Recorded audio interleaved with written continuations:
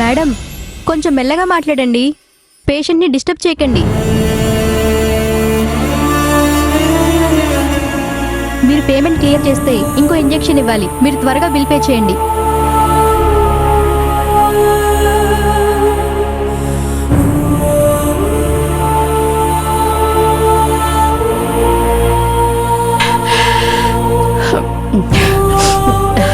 ఇంకా ఆలోచిస్తూ కూర్చుంటే లాభం లేదు. సింధు, ఆ గాజులు ఇటు తీసివ్వు. ఏం ఆలోచిస్తున్నావే? గాజులు ఇవ్వు.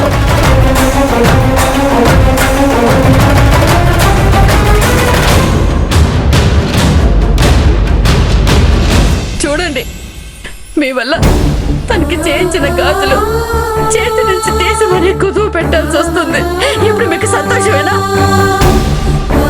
అత్తయ్య, ధైర్యంగా ఉండండి, ఏం కాదు. ఏం చూస్తున్నావే? ఇవ్వు.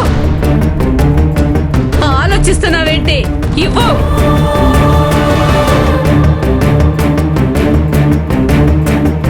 ఇవ్వు.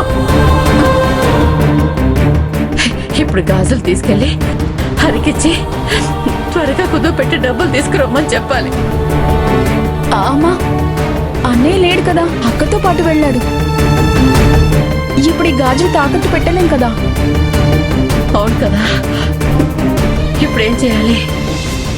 అత్తయ్య, నాకివ్వండి, నేను వెళ్ళి డబ్బులు తీసుకొస్తాను.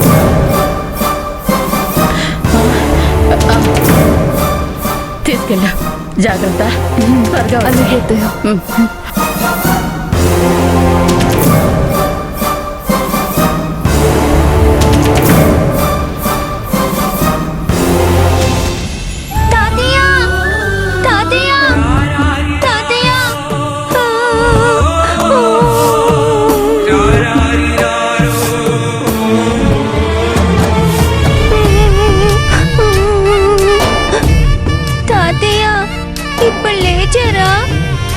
ఏడవకమ్మా, ఈ తాతయ్యకి ఏమీ కాలేదు.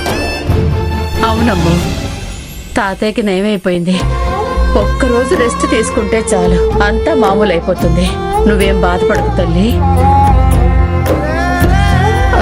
త్రిపుర, పాపకి ఎలా ఉందంట? డాక్టర్ గారు ఏమైందని చెప్పారు? భయంతో జ్వరం వచ్చిందంట, రెస్ట్ తీసుకుంటే సరిపోతుందన్నారు.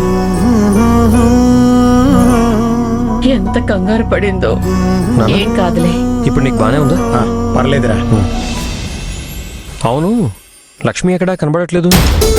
తను బయటికెళ్ళిందిరా. ఇదిగో హాస్పిటల్ బిల్లు కట్టమని ఇప్పుడే తెచ్చిచ్చారు. ఇంత డబ్బు సడన్ గా అడిగితే ఎక్కడి నుంచి తీసుకొస్తాం?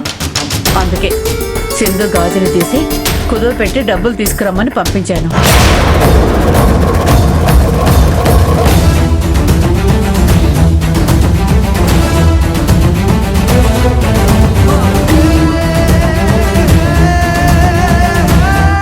ఏంటమ్మా ఇది? ఈ మాత్రం దానికి దాన్ని గాజులు తాకట్టు పెట్టాలా? నేను ఉన్నాను కదా, నాకు మాట చెప్పొచ్చు కదా. ఇది పట్టుకో, లక్ష్మి ఎక్కడున్నారో చూసొస్తాను.